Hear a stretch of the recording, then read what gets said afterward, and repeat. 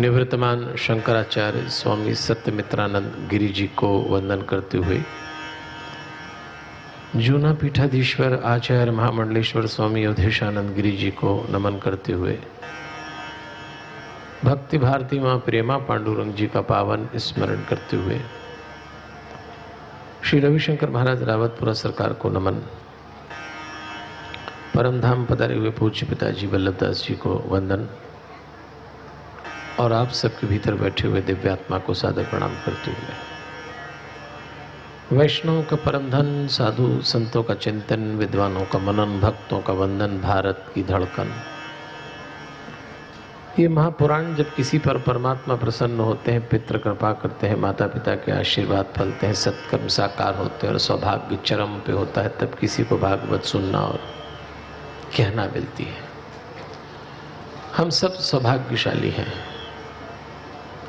कि हमारे जीवन में ये अवसर आया। ये वो ग्रंथ हैं जिसमें 12 स्कंद, 335 अध्याय, 18,000 श्लोक हैं। मूल पाठ पंडित राधेश्याम शास्त्री जी कर रहे हैं, हम लोग विशेष प्रसंगों की व्याख्या कर रहे हैं। इस ग्रंथ की जो विशेषता है उसको हम 4 भागों में बांटकर सुन रहे हैं। पहला इसमें भगवान का स्वरूप है, दूसरा ग्रंथों का सार है, तीसरा जीवन का व्यवहार है और चौथा दाम्पत्य जीवन के 5 दिन के 5 सूत्र हैं। पहले दिन का सूत्र था संयम, दूसरे दिन हमने संतुलन देखा, तीसरे दिन संतान, चौथे दिन संकल्प और आज का सूत्र है समर्पण।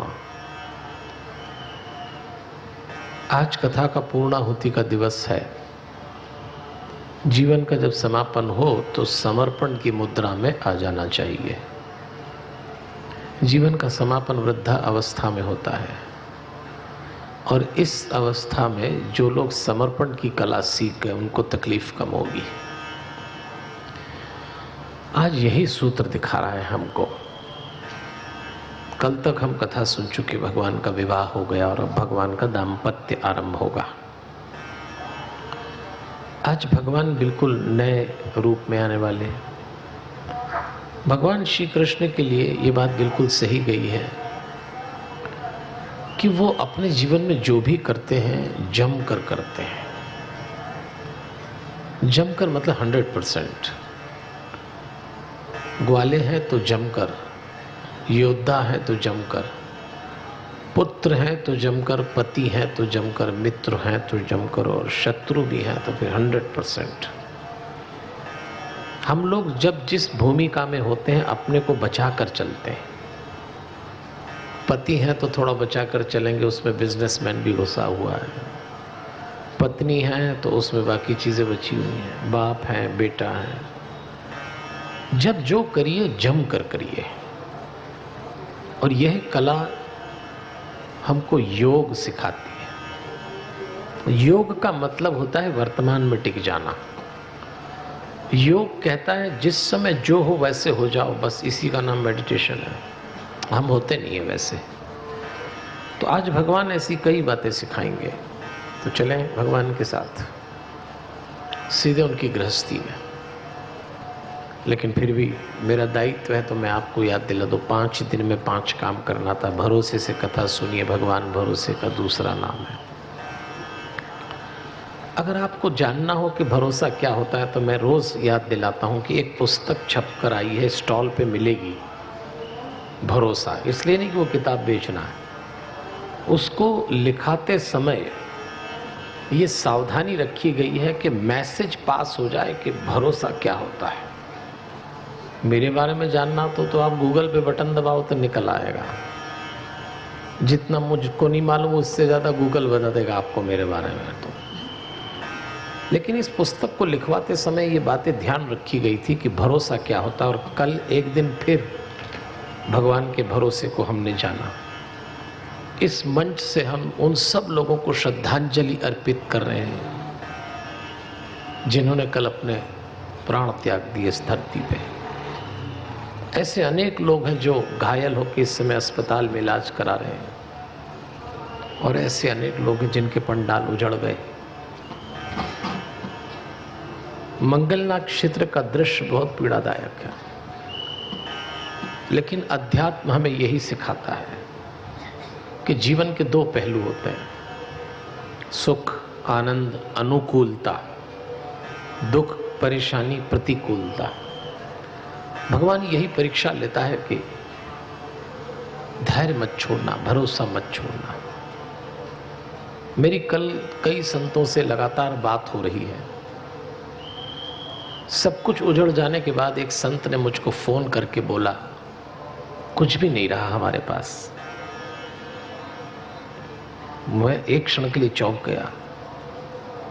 मैंने कहा महाराज मेरे लायक कोई सेवा हो? नहीं। बोले ठीक है। मैंने कहा नहीं, आपके पास कुछ भी नहीं रहा। बोले कैसी बात कर रहे हैं? मैं ये कहता रहा हूँ कुछ भी नहीं रहा, कुछ भी नहीं रहा, लेकिन भगवान अभी भी मेरे पास है, सब ठीक हो जाएगा, ऐसा वो मुझसे कह रहे हैं। कितना बड़ा संदेश है ये। बहुत सारे लोग हैं आज 3-4 साल से प्रयास कर रहे थे, 6 महीने से उस पंडाल को, उस कैंप को बनाया होगा, 2 घंटे में चला गया। इसी का नाम माया है। ये मायापति क्या करता है यही जानता है। हम बच गए ये गर्व की बात नहीं है, हमारा पंडाल सुरक्षित है इसमें खुशी मनाने की बात नहीं है। दूसरों की पीड़ा में हम शामिल हैं, लेकिन एक ही बात प्लस पॉइंट है कि हमारा भरोसा और मजबूत हो गया। ये ज़रूरी नहीं है कि कल कुछ हो जाता तो भरोसा टूट जाता। जिनका हो गया उनका भरोसा समाप्त नहीं होगा। लेकिन हमने भगवान से यही तो मांग की थी कि जो आपको ठीक लगे वो कर देना। अगर आपको ठीक लगे तो हमको भी टपका देना, आपको ठीक लगे तो बचा देना। उसके ठीक नहीं लगने में या लगने में हमारा कोई हस्तक्षेप नहीं है। लेकिन कल एक बार फिर बात पक्की हुई कि भगवान भरोसे का दूसरा नाम है। कभी मत छोड़िए। ये ऐसे आंधी तूफान अलग अलग शक्ल में अपनी ज़िंदगी में अलग अलग ढंग से आए होंगे और आते रहेंगे, इसलिए भरोसा बनाए रखिएगा। हम सौभाग्यशाली हैं कि आज कथा सुन रहे हैं। कई लोगों का कथा का क्रम टूट गया। जिनका कथा का क्रम चल रहा था आज वो छोटी सी जगह पूर्णाहुति कर रहे हैं। ऐसी बहुत सारी घटनाएं घट गई हैं कि अकल्पनीय है। इसलिए हम भगवान से प्रार्थना करते हैं, महाराज सबके साथ दया बनाए रखना, कृपा बनाए रखना। आज बहुत पीड़ा में है कई लोग, हम कल्पना भी नहीं कर सकते। आज पहली बार हमारे चेहरे पे भी जब मुस्कान आती है तो उसके पीछे एक दर्द है उन लोगों का। मैं अनेक साधु महात्माओं को जानता हूँ और आज मैं जा भी नहीं पा रहा उनके पास, लेकिन संभवतः इसी का नाम जीवन है। भगवान सब पर अपने अपने हिसाब से कृपा बरसाता है। जो हो गया वो हो गया। नदी में स्नान करिए प्रेम से, भगवान का नाम लीजिए, प्रसन्नता से जाइए और भरोसा बनाए रखिए। इसीलिए मैं आप लोगों से कहता हूँ कि 2-3 काम इस कैंप में यदि आप आए हैं तो ज़रूर करिएगा। पहली बात, मेडिटेशन का कोर्स ठीक से करके जाएं। एक बार किया समझ में नहीं आया दोबारा करिए। कोर्स के बाद एक बुकलेट है, हिंदी अंग्रेज़ी में ज़रूर लीजिएगा। उसके साथ एक सीडी है, उसको अपनी पेन ड्राइव में या मोबाइल में ले लीजिए। इस कोर्स को बार बार चिंतन में लेते रहिए। यही इस कैंप का असली टेक अवे है। दूसरी बात, यहाँ से जाएं तो हनुमान जी की छोटी मूर्ति जो आप मेरे पास देख रहे हैं, जो आप मंदिर में देख रहे हैं, इसी का छोटा स्वरूप सामने है। हम यहाँ से बहुत सारी चीज़ें ले जा रहे हैं। इस मूर्ति को ज़रूर लेके जाएं। अपने बच्चों के पढ़ने के कक्ष में, अपने ऑफिस में, अपने घर में रखिए। इसकी कोई प्राण प्रतिष्ठा नहीं करना, ये अभिमंत्रित मूर्ति है। मनुष्य के शरीर में जो 7 चक्र हैं वो इसमें भी स्थापित हैं। आज बहुत सारे लोग प्रस्थान करेंगे, मूर्ति अवश्य ले जाएं। कोई बड़ा मोल नहीं है इसका, लेकिन आपके जीवन में अभिमंत्रित मूर्ति जो वाइब्रेशन देगी आपको, उससे फर्क पड़ेगा। और जब कभी हनुमान चालीसा से मेडिटेशन करने बैठे, इस मूर्ति के सामने बैठिए। हमने कल भी देखा, ये भगवान सामने हनुमान जी महाराज विराजे हुए हैं। जब बहुत तेज़ पानी आया तो 1.5 घंटे बाद जब मैं वहाँ पहुँचा तो अंकुर चितलांगिया उस पूरे प्रांगण को, मंदिर को बचा रहे थे अपने ढंग से।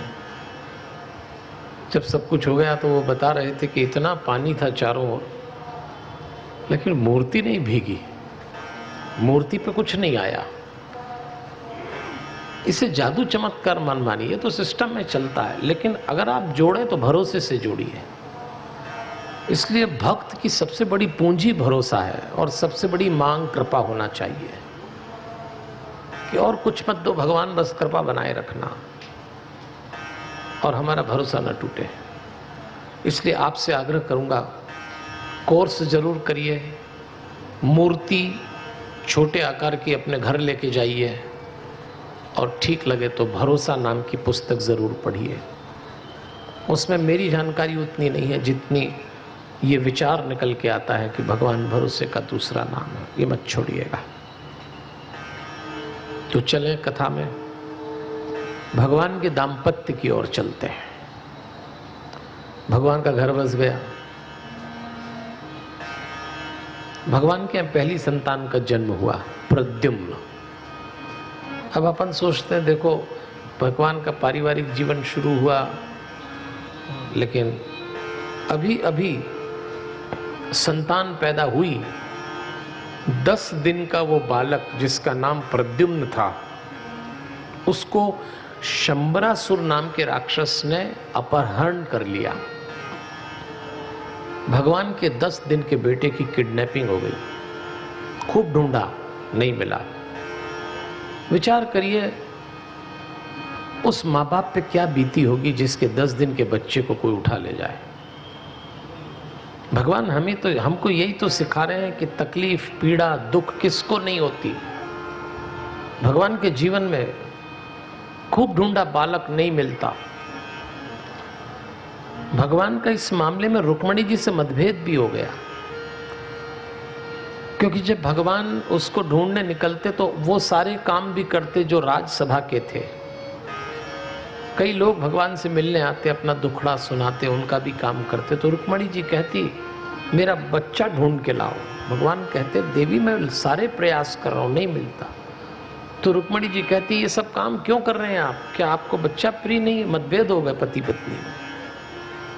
लेकिन भगवान एक ही बात सिखाते हैं कि जीवन में कितना ही बड़ा दुख आए, जीवन समाप्त नहीं होता। जीवन में वो सारे काम करना पड़ता है जिसको कर्तव्य कहते हैं। कई बार दुख आता है तो हम काम काज छोड़ देते हैं, खाना पीना, काम धाम, हमको कुछ अच्छा नहीं लगता, बस उदास है उदास है। भगवान कहते हैं मैंने भी अपना बेटा खोया है देवी, पर जीवन रुकता नहीं है। मुझे राज्यसभा में भी जाना है, मेरा बहुत बड़ा परिवार है। तुम मेरी ओर देख रही तो ऐसे कितने ही लोग मेरी ओर देख रहे हैं। भगवान ने काम करना नहीं छोड़ा, कर्तव्य निभा नहीं छोड़ा। दुख आता है, जीवन नहीं रुकता। देखिए ना मेले का जीवन कितनी जल्दी आरंभ हो गया। ये तो अच्छा है कि 3 सेक्टर में बटा हुआ है हमारा मेला।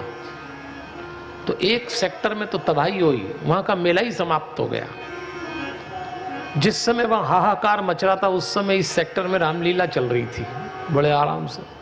इसी का नाम मेला है, इसी का नाम जिंदगी है।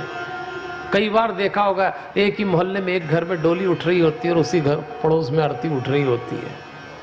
वहां 7 आरतियां उठ गई, सैकड़ों लोग घायल हो गए, हाहाकार मचा हुआ है। यहाँ 8 बजे हनुमत धाम में डिनर कर रहे हैं लोग और कह रहे हैं पिकनिक चल रही है। यही तो जीवन है, यही भगवान है। एक को पिकनिक दिखा रहा है और एक को मरघट का रास्ता दिखा रहा है। यही भगवान है। लोग रक्त के लिए बावले हो रहे हैं अस्पताल में और चारों तरफ पंडाल में आनंद मन रहा है दूसरी जगह। इसका नाम जीवन है। दुख और सुख एक साथ आते हैं। दुख भोगते समय टूट न जाएं और सुख भोगते समय अहंकार में न डूब जाएं। अल्टा पलटा होता ही रहेगा, इसलिए जीवन रोकिए मत। भगवान अपने पुत्र को ढूंढते, नहीं मिला। भगवान अपनी पत्नी को समझाते हैं देवी जीवन यूं न रोकिए। हमारा एक बेटा चला गया पर संसार के अनेक बेटे हमारी ओर देख रहे हैं, चलो काम पे लग जाएं। ये संदेश था। बहुत बड़ा दुख था भगवान पे, 10 दिन का बेटा। जीवन कभी मत रोकिए किसी भी स्थिति में। चलिए उस कथा को जान लें जिसमें शंबरासुर ने उस बालक को उठा के समुद्र में फेंक दिया। एक बड़ी मछली ने उसको खा लिया। उस मछली को पकड़ के शंबरासुर की रसोई में लाया। जब उसको काटा गया तो उसमें से बालक निकला। वहां मायावती नाम की एक स्त्री रसोई बनाती थी। उसने देखा ये बालक। मायावती कौन थी? मायावती कामदेव की पत्नी थी रति। जब भगवान शंकर ने कामदेव को भस्म कर दिया तो कामदेव की पत्नी रति ने कहा कि मेरा पति मुझे कब मिलेगा देह से? तो शिव जी ने कहा कि कृष्ण भगवान के यहाँ दाम्पत्य में उनके पुत्र के रूप में। वो समझ गई।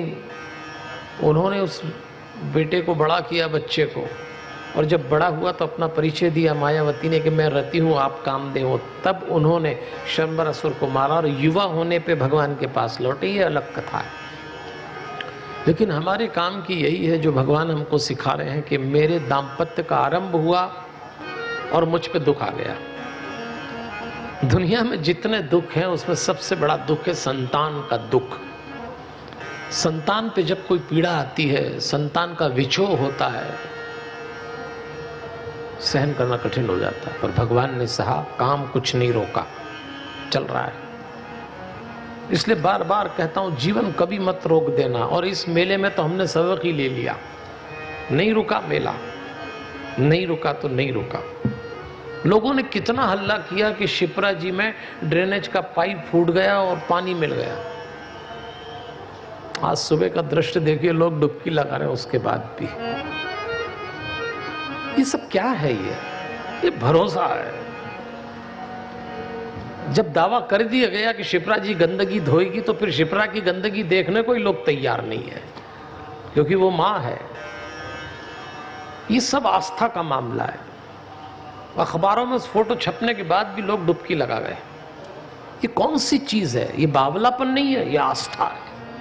ये बेवकूफी नहीं है, ये भरोसा है। और मेरी एक बहुत उच्च अधिकारी से बातचीत हुई कि अगर ये मिल रहा है मेला तो क्या किया गया? अगर हम उसकी बात पे विश्वास करें तो उसने कहा, गुरुजी रात 3 बजे से लेकर सुबह 7 बजे तक हमने वो सारा सिस्टम अपना लिया जिससे नदी साफ हो रही है, भरोसा रखिए। उसने तो मुझसे भी कहा कि डुबकी लगा लीजिए आप। मैं कह रहा हूँ काम तो हुआ है, लोग कर रहे हैं, जीवन नहीं रुकता। जो मैं कहना चाहता हूँ भरोसा बनाए रखिएगा। और अब भगवान पे दूसरा संकट आया जो हम सब पे भी आता है और हम लोग बिखर जाते हैं। पर देखिए भगवान पे भी आया। अब भगवान को चोर और हत्यारे होने का कलंक लग गया। लीजिए, चोर और हत्यारे बता दिया भगवान को। अब यही कमी रह गई। द्वारिका में एक सूर्य भक्त थे सत्राजित नाम के। सूर्य के उपासक थे। भगवान सूर्य ने प्रसन्न होकर उनको एक मणि दे दी, स्यमंतक मणि। शरीर, मन और आत्मा को समझना पड़ेगा, मेडिटेट। इसीलिए मैं आपसे बार बार कहता हूं, इस पंडाल में आप कथा सुनने आए, भगवान के दर्शन करने आए, पर ये जो हनुमान जी की मूर्ति के आप दर्शन कर रहे हैं, इस मूर्ति के अंदर मनुष्य के शरीर के हरिओम 7 चक्र स्थापित किए गए। ये साधारण मूर्ति नहीं है। इसके बाद आप मेडिटेशन का कोर्स करिए 1 घंटे का। इसके बाद जब घर जाएं तो छोटी सी मूर्ति और किताब जरूर लेके जाएं। बहुत अधिक धन नहीं लगता इस सब में, लेकिन यहां से कुछ ऐसा लेके जाएं जो आपके जीवन को योग मार्ग पे प्रेरित करे।